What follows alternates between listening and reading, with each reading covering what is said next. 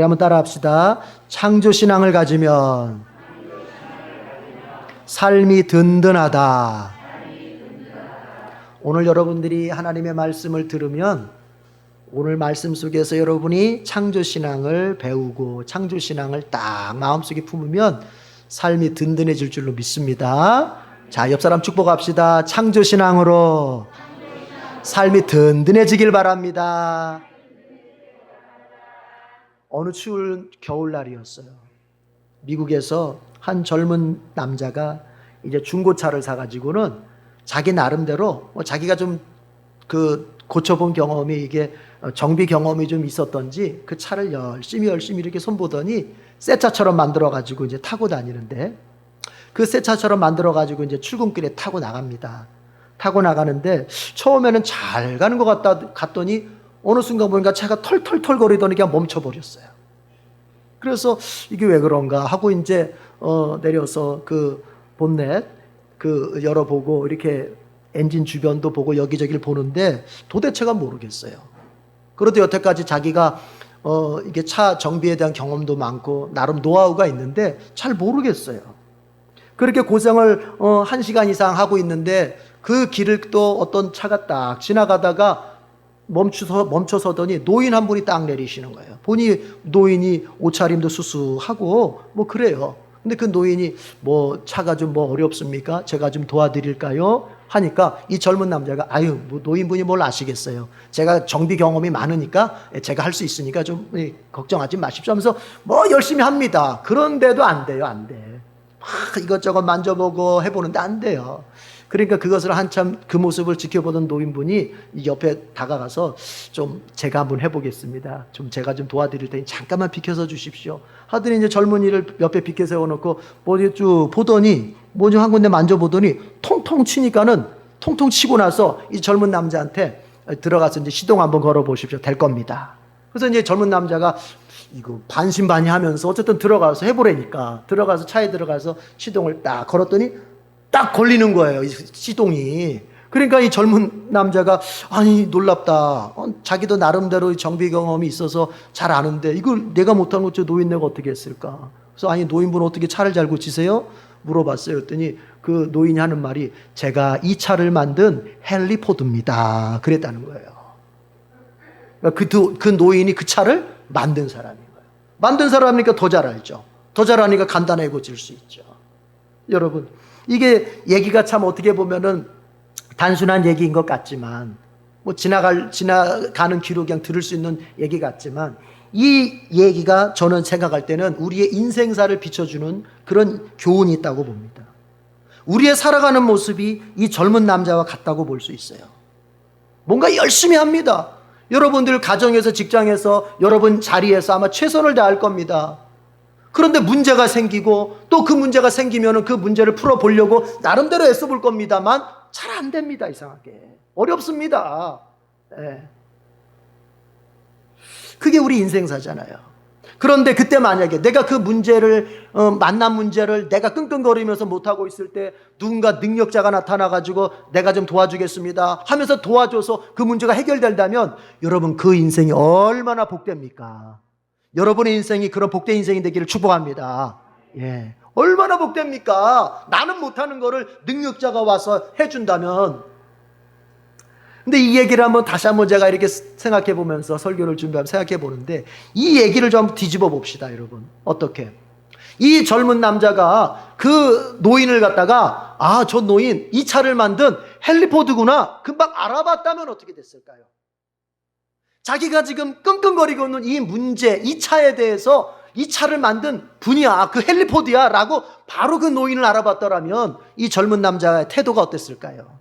아마도 그랬을 겁니다. 아이고 오셔서 좀 도와달라고, 오셔서 좀 도와달라고 그러지 않았을까요? 그러면은 그 사람이 그 시간 동안 끙끙거리고 그 시간 동안 실패하고 시행착오 했던 그런 것을 단축시킬 수 있었겠죠. 헨리 포드가 손대면 금방 고쳤을 수가 있었을 테니까요. 여러분, 오늘 성경 말씀이 바로 이런 내용에 초점이 있는 거예요. 오늘 우리가 읽은 본문의 말씀은 이게 창조의 이야기 아닙니까? 너무 잘 알고 있는, 그래도 교회를 좀 다녔다고 하는 사람은 너무나 잘 아는 창조 이야기 아닙니까? 태초에 하나님이 천지를 창조하셨다. 첫째 날에는 빛을 창조하시고, 둘째 날에는 궁창, 창공, 공간을 창조하시고, 셋째 날에는 또 이제 뭡니까? 땅과 바다와 또 땅에는 식물을 창조하시고, 넷째 날에는 하늘의 광명체, 해, 달, 별을 창조하시고, 다섯째 날에는 이제 새, 조류, 또 바닷속의 어류, 창공에 채우는 새, 바닷속을 채우는 어류, 이렇게 만드시고, 여섯째 날에는 드디어 육지의 짐승들과 사람을 만드시고, 일곱째 날에는 주님께서 다 마치시고 안식하셨다. 너무 잘 알고 있습니다. 그런 내용이잖아요. 그런데 생각해 봐요. 이렇게 어떻게 보면 조금 어떻게 보면 단순하고 이게 깊이가 있는 것일까라고 생각할 만한 이 이야기를 하나님이 성경 맨 첫 장에 기록하셨을까요? 성경은 66권의 전집이면서 동시에 한 권의 단권이거든요. 66권의 총 집합체 아닙니까? 그러면서 성경은 그 66권이 하나의 이야기를 하는 단권이거든요. 그러니까 창세기 1장 1절은 모든 성경의 1장 1절이고, 창세기 1장은 모든 성경의 1장이 되는 거예요. 그런데 그만큼 중요한 이 첫 장에 하나님은 왜 창조의 이야기를 하셨을까? 거기는 이유가 있는 거예요. 하나님은 모세에게 시켜서 성경을 쓰게 하실 때 맨 처음 글자를 갖다가 하나님이, 태초에 하나님이 천지를 창조하셨다. 내가 이 세상을 만들었다. 내가 이 우주 공간을 만들고 그 우주 공간 안에 채워지는 모든 만물을 내가 만들었다고 써라. 하나님이 이렇게 말씀하신 거거든요. 왜 그렇게 하셨을까? 거기는 두 가지의 이유가 있다고 봅니다. 오늘은 그 두 가지를 생각해 봐요. 뭐냐? 첫 번째가, 따라합시다. 용기. 쉬운 말로 용기 때문에 그런 거야, 용기. 자, 왜 그런가? 그 성경이 기록된 역사적 배경을 살펴보면 그 답이 있다고 보는데요. 여러분, 모세가 이 창세기를 비롯해서 모세 오경을 쓸 때가 언제냐면은 이스라엘 백성들의 40년 광야 생활 중에서이거나 아니면은 광야 생활의 마지막 부분, 우리 신명기 바이블 투하잖아요. 그 신명기가 기록될 때처럼 이제 이스라엘 백성이 지금 모압 평지에 딱 머물러 있습니다. 40년 동안의 그 광야의 여정을 마치고 이제 가나안에 들어가기 위해서 가나안 건너편인 모압 평지에 진을 치고 딱 기다리고 있습니다. 앞으로 2달 후면은 요단강을 건너서 가나안에 들어갈 겁니다. 그런데 가나안에 들어가면 그냥 가나안 땅 얻습니까? 아니죠. 뭐 해야죠? 전쟁을 해야 되지 않습니까? 그런데 이스라엘 백성들 자기 자신을 들여다보니까 전쟁을 할 수 있는 준비가 전혀 안 돼 있습니다. 광야 생활 지나올 때도 그랬습니다. 광야 생활 지나올 때 뭘 지도가 있었습니까? 자기네들이 뭘 할 수 있는 능력이 있었습니까? 먹을 게 있었습니까? 물을 지니고 다녔습니까? 없습니다. 어떻게 했느냐? 광야에서 먹을 거 없으면 하나님이 만나를 주셨고, 고기 먹고 싶으면 메추라기 주셨고, 물 마시고 싶으면 바위 쪼개가지고 물 내서 물 주셨고, 적군이 쳐들어오면 이 사람들 무기 없습니다. 무슨 무기가 있습니까? 애굽에서 그냥 이집트에서 도망쳐 나온 노예 주제에 무슨 무기가 있습니까? 하나님이 능력으로 다 때려 죽이셨고, 적들을. 그렇게 했잖아요. 그런데 이제 또 가나안에 들어갈 땐 더 어려워요. 왜요? 가나안은 여러분 문화적으로 볼 때 이때는 철기 문화입니다. 우리 배웠죠. 그렇죠? 석기 시대에서부터 쭉쭉쭉 내려올 때 제일 최첨단이 어디입니까? 철기 아닙니까? 철기. 이 당시에 가나안은 벌써 히타이트족에 의해서 해족속들 철기 문화를 벌써 가지고 있었어요. 그러니까 무기들이 다 뭐예요? 철이에요, 철. 이스라엘은요, 꽃갱이도 없어요. 꽃갱이도. 어떻게 싸워요? 가서 31개의 성을 다 정복을 해야 되는데 어떻게 싸우냔 말이에요. 능력이 없어요. 아무 힘이 없어요. 따라합시다. 가진 게 없었다. 그러면 두렵겠습니까? 평안하겠습니까? 두렵지요. 그때 하나님께서 모세를 통해서 이 말씀을 주시는 거예요. 창세기 1장의 말씀을 주시는 거예요. 이 세상은 내가 만들었다. 내가 만들었다는 건 무슨 뜻입니까? 내 것이다. 내가 통제할 수 있다. 내가 다스릴 수 있다. 쉽게 말해서 하나님 마음대로 다 할 수 있다는 얘기입니다.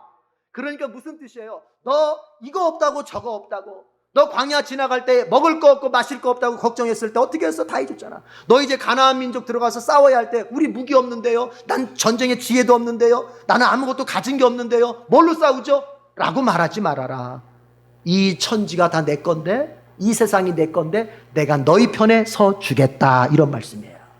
그러니까 창조 신앙을 가지면은 삶이 든든해지는 거예요.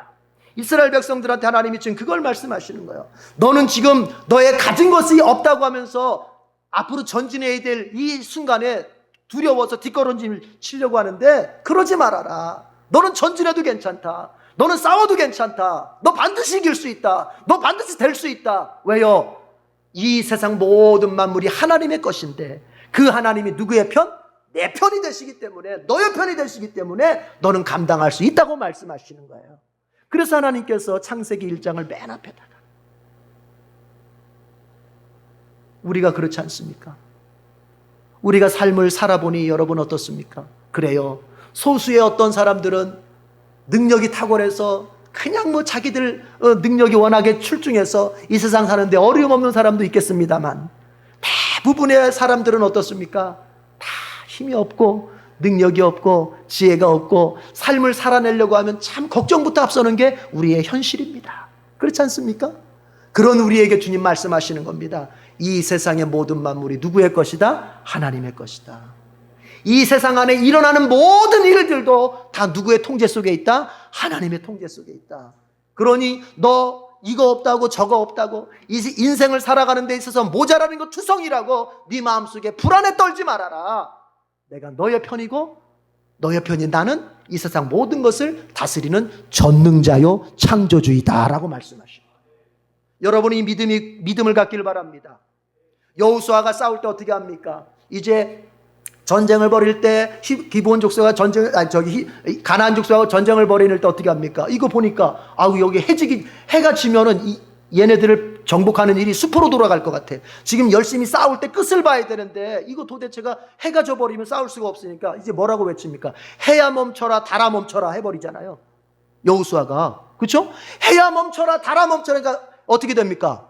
해하고 달이 멈춰버려요. 그래서 나사에서 과학자들이 이게 지구의 나이를 측정하다 보면 이게 지금 몇 시간이 빠지는데 이게 도대체 뭘까 하다가 생각한 게 뭐냐, 성경에서 그때 해달이 멈췄을 때 그때 빠졌나 보다 이렇게 과학자들이 얘기하기도 합니다. 자, 중요한 게 뭡니까 여러분? 여호수아가 능력이 있어서 해달을 멈춥니까? 그게 아니죠. 여호수아가 해와 달아 멈춰라 했을 때 여러분, 그거를 멈추게 하신 이가 누굽니까? 하나님이시죠. 왜 그게 가능하죠? 해와 달도 누가 만들었습니까? 하나님이 만드셨죠. 우주 전체가 누구의 것이죠? 하나님의 것이죠. 우리가 인생을 살면서 만나는 모든 인생의 한 가지가 다 누구의 통제 속에 있죠? 하나님의 통제 속에 있죠. 그래서 우리의 삶이 가능해지는 거예요. 우리의 승리가 그래서 가능해지는 거예요. 우리가 희망을 가져도 되는 이유가, 내가 가진 것이 자원이 별 볼 일 없어도 우리 인생 속에 희망을 가져도 되는 이유가 뭐냐면, 이 모든 것이 하나님이 창조하셨고 그래서 하나님이 주권자이시기 때문에 그런 겁니다. 근데 그 하나님이 나의 뭐가 되셔? 아버지가 되시지 않습니까? 여러분 한번 상상해 보십시오. 나의 아빠가 전능자야. 그거보다 행복한 게 어디 있어요? 행복하십니까? 행복하셔야 돼요. 마스크들을 다 쓰고 있어가지고 행복한지 안 행복한지. 그러나 느껴집니다. 전능하신 하나님을, 창조주 하나님을 자신의 아버지, 정말 나의 아버지, 영적인 아버지, 나의 인생의 아버지라고 분명히 믿고 있는 사람은 벌써 그게 뭐냐 딱 느껴져요. 나는 삶이 든든하다. 나는 후원자가 있다. 나를 밀어주는 분이 계셔. 나를 보호해주는 분이 계셔. 그러나 그 믿음이 없는 사람은 어떻습니까? 어이고 언제 죽을까? 어이고 이게 안 되면 어떡하지? 어이고 나 이거 살다가 잘못되면 어떡하지? 걱정투성이에요. 그래서 믿음의 반대말은 뭐다? 걱정이다. 믿음의 반대말은 불신이 아니라 믿음의 반대말은 걱정이에요. 왜 걱정합니까? 나의 하나님 아버지가 이 세상을 창조하신 분이고 이 세상을 다스리시는 분이고 이 세상에 대하여 전능하신 분임을 믿지 못하기 때문에 그런 거예요. 여러분 믿길 바랍니다. 그래서 여러분의 삶이 든든해지길 바랍니다. 여러분 그런 거예요. 하나님이 왜 창세기에 창조 이야기를 써놨다고요? 우리 보고 용기 가지라고. 여러분의 삶이 지금 어떠한 것들 때문에 낙심한 사람이 있습니까? 이스라엘 백성 2달 후면은 저 가나안 민족 상대해야 되는데 내가 상대할 능력, 무기 아무것도 없어서 지금 낙심하고 있는 이때에 하나님이 이 말씀 주신 것처럼 여러분이 지금 어떤 문제입니까? 그게 뭡니까? 그 문제가 도대체 뭡니까? 여러분 속에 그 문제를 떠올려 보십시오. 그리고 이렇게 외치십시오. 따라해 보십시오. 이 문제도 주님의 능력으로 감당할 수 있다. 믿으십니까? 그렇습니다. 왜요? 하나님이 이 세상을 다시 창조하셨잖아요. 하나님은 눈에 보이는 것만 창조하는 게 아닙니다. 저기 있는 산, 저기 있는 바다, 저기 있는 어떤 자연물만 하나님이 창조하신 것이 아닙니다. 골로새서 1장에 보면 바울이 뭐라고 말합니까? 하나님의 창조의 범위 속에는 눈에 보이는 것과 눈에 보이지 않는 것도 있다고 했습니다. 그래서 정사와 권세와 이런 모든 눈에 보이지 않는 것들도 하나님의 창조 속에 있는 것이라고 했습니다. 여러분의 문제 눈에 보이시는 것이 아닙니다. 추상적일 수 있습니다. 형이상학적일 수 있습니다. 여러분의 어떤 삶에서 만나는 많은 것들이 우리가 이런 것 좀 눈에 보이는 것이 아닐 수도 있지만 그건 역시도 하나님 손 안에 있는 것입니다. 여러분 믿으시길 바라요.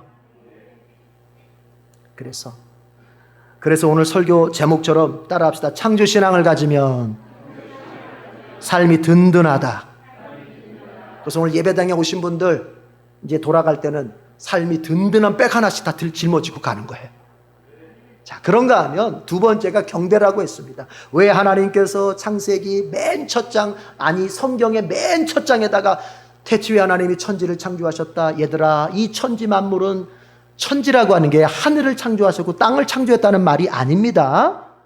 이 세상 모든 것들을 하나님이 창조했다는 말을 그렇게 표현한 거예요. 내가 이 모든 걸 창조했다. 왜 쓰셨다고요? 이제 용기 내라. 두 번째가 뭐냐? 이제 나만 경배해라. 그런 뜻입니다.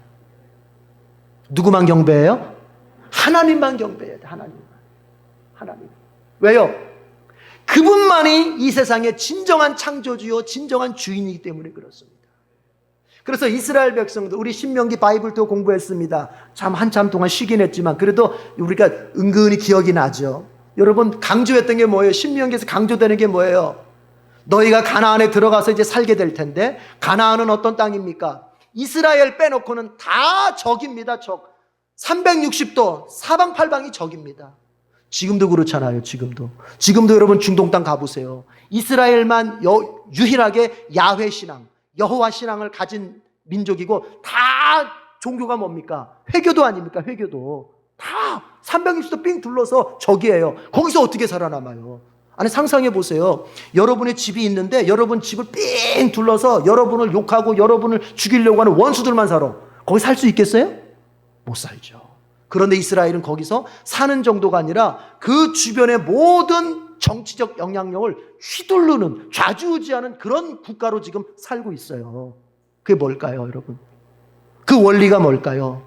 그것이 바로 이 모세오경, 더 좁게는 신명기 속에 있는 겁니다. 하나님 뭐라고 약속하십니까? 너희들이 절대로 우상에게 눈 돌리지 않고 나만 잘 경배하면 내가 너희를 반드시 세계 모든 민족 위에 머리가 되게 할 것이다. 약속하셨잖아요. 신명기 28장 1절. 오늘까지 집에 가서 읽어보세요. 신명기 28장 1절.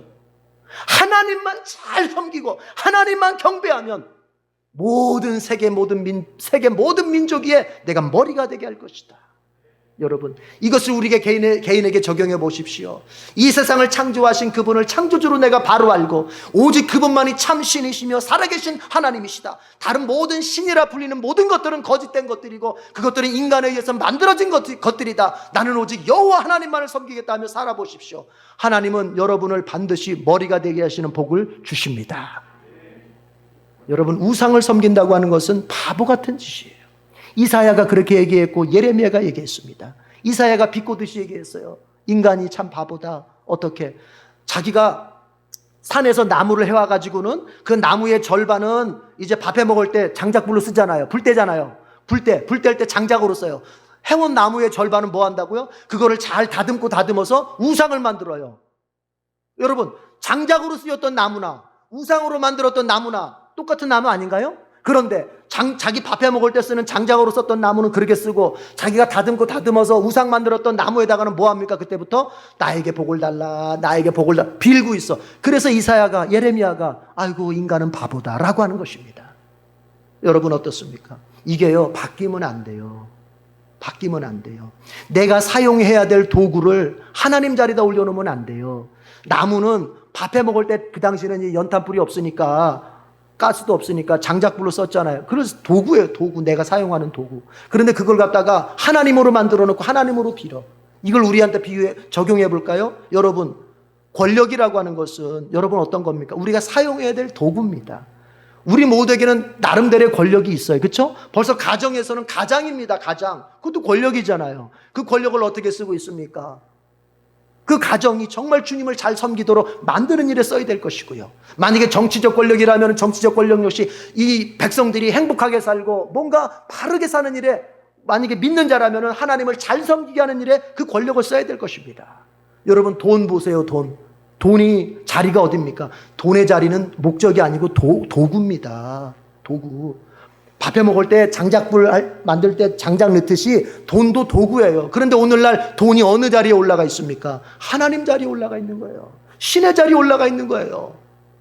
그래서 사람들은 돈을 경배하고 있어요. 경배. 그래서 마태복음 10장 맨 마지막 절에 예수님께서 사람이 재물과 하나님을 겸해서 섬길 수 없다라고 할 때 그 재물이라는 말이 헬라어로 맘모니즘이라고 하는데, 맘모니즘이라는 게 뭐냐? 맘몬신을 말하는 거예요. 맘몬신.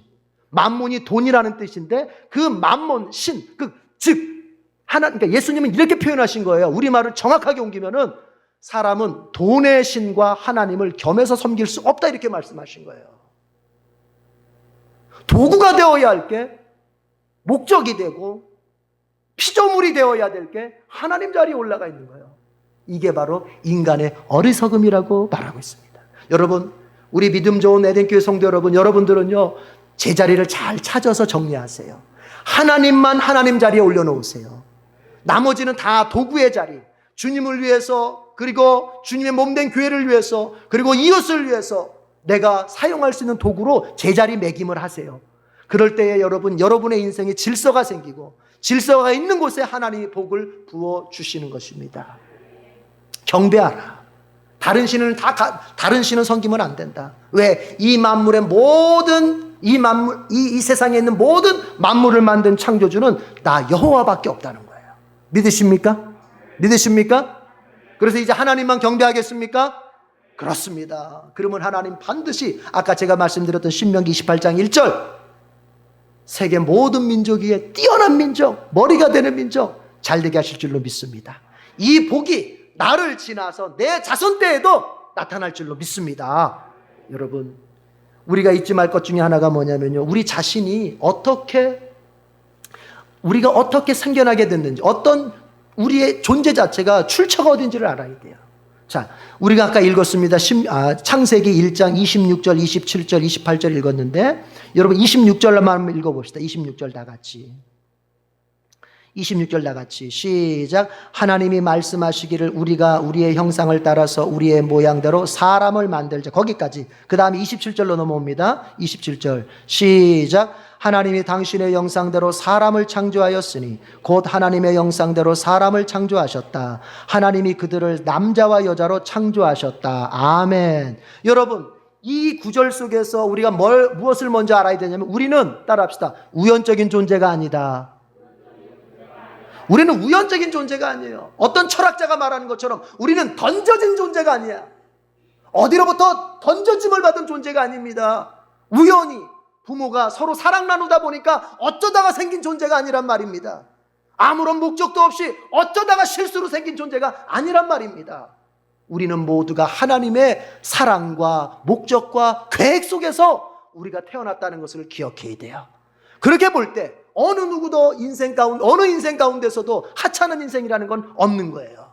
왜냐? 여러분을 만드실 때 하나님은 계획하셨고 작정하셨고, 하나님은 그리고 역사하신 거거든요. 여러분 한 명을 탄생시키기 위해서 하나님은 태초에서부터 오늘 여러분이 태어났던 그 시점까지 하나님께서는 계속 일을 하셨던 거예요. 여러분, 우리의 출생이 아무렇게나 되어진 게 아닙니다. 제가 아까 일부 때 얘기하면서 이런 얘기하면서 다른 얘기까지 하고 그랬는데, 여기선 그러진 않겠습니다. 여러분 보세요. 우리의 인생은, 우리의 존재는 절대로 어쩌다가 아무렇게나 하다가 그렇게 생겨난 존재가 아니라는 것을 기억해야 되는데, 이것을 진화론이라든지 유물론이라든지 이런 사람들은 우리 존재를 그렇게 만드는 거예요. 우리를 그렇게 만들어. 그래서 공산주의가 안 되는 거예요. 그래서 공산주의는 절대로 인간을 높일 수가 없어요. 왜요? 인간은 어쩌다가 생긴 존재, 우연적 존재인데 거기에 무슨 목적이 있고 거기에 무슨 가치가 있습니까? 여러분이 지나가면서 어깨 스치며 만났던 사람 여러분 가치 있게 봅니까? 여러분이 우연히 한번 스쳐갔던 사람을 여러분 평생 기억하면서 그를 위해 기도하고 그를 위해 사랑하며 그렇지 않지 않습니까? 우연적 존재라고 하는 건 그런 거예요. 가치가 없고 목적이 없고 내가 뭔가 마음을 쏟아서 섬겨줘야 될 이유가 없는 사람들이에요. 그러나 여러분 내 자식은 어떻습니까? 내 자식은 내 목숨 다 바쳐서 내가 사랑해주고 내 목숨 다 바쳐서 지켜줘야 될 존재로 우리가 보고 있습니다. 왜요? 내 자식은 나에게 우연적 존재가 아니라 나의 필연적 존재, 나의 사랑에 의해서 나의 원함에 의해서 내가 정말로 기다린 존재이기 때문에 그런 거예요. 맞으면 아멘. 하나님이 우리를 바라보시는 게 그런 거예요. 하나님 우리를 바라볼 때 애타게 기다리며 창조해내신 거예요. 하나님이 다른 걸 만들려고 하다가 실패작으로 어쩌다 보니까 호랑이 그리려고 하다가 고양이 그린 것처럼 이게 아니라 하나님이 나를 목적해서 나를 태어나게 하시려고 때로는 여러분 이 말까지 한번 들어보세요. 이 말까지 때로는 부모의 실수조차도 사용해서 하나님은 나를 태어나게 하시려고 하셨던 거예요. 그런 애가 이 땅에 태어난 사람 치고 어떤 누구도 혹 앞선 세대의 실수, 앞선 세대의 어떤 허물이 있어서 내가 태어났다 할지라도 여러분 어떤 누구도 가치 없는 존재는 없는 것입니다. 하나님은 그 방법을 사용해서라도 그 존재를 이 세상에 보내고 싶으셨던 거예요. 따라합시다. 나는 하나님의 계획 속에서 태어난 존재다. 가치 있는 존재예요. 그리고 여러분 우리가 서로를 사랑해야 될 이유가 어디 있을까요? 서로를 정말 위해줘야 될 이유가 어디 있을까요? 인본주의라고 하는 건요 사랑해 주는 것 같지만 사실은 그렇지 않아요. 휴머니즘이라고 하는 게 좋습니다. 예수님의 사랑 안에 휴머니즘, 하나님의 사랑 안에 휴머니즘이 분명히 있지만 세상이 말하는 휴머니즘하고는 다른 거예요. 인본주의적 사랑은요 한계가 있어요. 한계. 어느 때 내 이익이 끝나면 버려버립니다. 내지는 이 사람을 사랑했던 이것이 나에게 위협으로 돌아오면 사랑을 원수로 바꿔버립니다. 미안합니다. 요즘 윤미향 사건을 보면서 제가 그걸 절감하게 됩니다. 30년을 섬겼을 것입니다. 사랑했을 겁니다. 그러나 그렇게 사랑하고 섬겼던 그것이 나에게 지금 위협으로 다가오니까 어떻게 됩니까? 끊어버리는 거예요. 이게 바로 인본주의의 한계예요. 아셔야 돼요. 그러나 하나님의 사랑은 다릅니다. 우리가 그리스도인들이 사람을 사랑하는 것과 인본주의자들이 사람을 사랑하는 건 다르다니까요. 인본주의자들은 내게 뭔가 이익이 되는 선에서 사랑하게 돼 있는 거 반드시 그렇게 됩니다. 그러나 그리스도인의 사랑은 다릅니다. 사랑하는 이유가 다르기 때문에 그런 거예요. 우리는 그 사람을 사랑하는 이유가 같은 인간이기 때문에 사랑하는 게 아니에요. 그나마 인본주의자들 안에서 같은 인간이기 때문에 사랑하는 건 그래도 수준이 있는 거예요. 그렇죠? 그러나 우리 그리스도인들은 같은 인간이기 때문에 사랑하는 것도 아닙니다. 왜 사랑합니까? 그가 하나님의 형상이기 때문에 그런 거예요. 즉 신적 존재, 하나님을 담고 있기 때문에 그런 거예요. 그 사람 안에 하나님이 있기 때문에 사랑하는 거예요. 믿으시면 아멘. 믿으시면 아멘. 이런 거하고 비슷한 거예요. 여러분 보세요. 제가 예를 들어보는, 완전한 예는 아닐지도 모르지만 들어보세요. 여러분이 내 형제가 있어요. 내 형제가, 친형제가 있고 그리고 하면 가깝게 지내는 형이 있다 합시다. 여러분 우리가 평상시 때는 다 같이 지내는 것 같지만 정말로 여러분 극한 상황에서 내 마음이 먼저 가는 곳은 어디입니까? 친형제입니다. 그렇잖아요. 맞잖아요. 아닌 것처럼. 그렇잖아요. 근데 그게 왜 그런 거예요? 왜 그럴까요? 아무리 가깝게 지냈어도 내 부모의 피 한 방울이 섞이지 않은 그 사람과 지금 뭔가 퉁퉁하는 것 같아도 내 부모의 피가 섞인, 나와 같은 피가 섞인 저 형제와는 이게 질적으로 다르다고 본능적으로 아는 거예요. 이해가 되시죠? 제가 지금 무슨 얘기하려고 하는지? 그렇다고 친형제만 좋아라는 소리가 아닙니다. 무슨 얘기냐? 그리스도인이 사람을 사랑하는 이유는 바로 그런 원리하고 비슷한 거예요. 저 사람 안에 비록 불신자라 할지라도 저 사람 안에 하나님의 형상이 있는 거예요. 나와 같은 하나님의 형상이 저 사람 안에도 있는 거예요. 부모로부터 내가 같은 DNA를 받은 형제에게 더 마음이 가듯이 하나님으로부터 같은 형상을 물려받은 그게 저 사람 안에도 있는 거예요. 그 사람이 교회 안에 있는 사람이 있을 수도 있고 교회 밖에 있는 사람이 있을 수도 있고. 그래서 우리는 그것 때문에 사랑하게 되는 것입니다. 이해가 되셨으면 아멘. 그렇습니다. 그래서 인본주의 사랑보다 그리스도인의 사랑 한 단계 수준이 높을 수밖에 없는 거예요.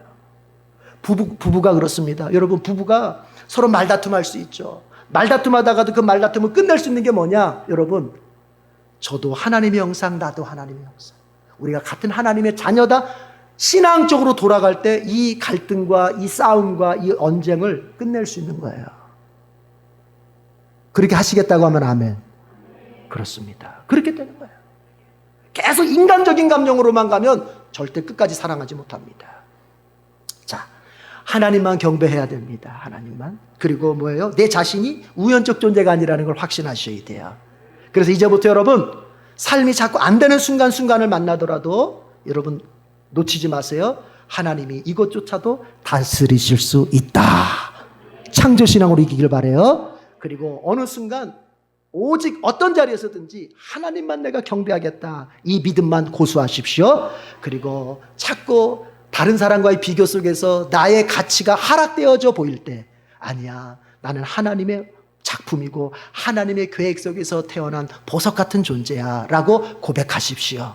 그래서 여러분 모두가 항상 승리하는 인생을 살 수 있기를 축복합니다.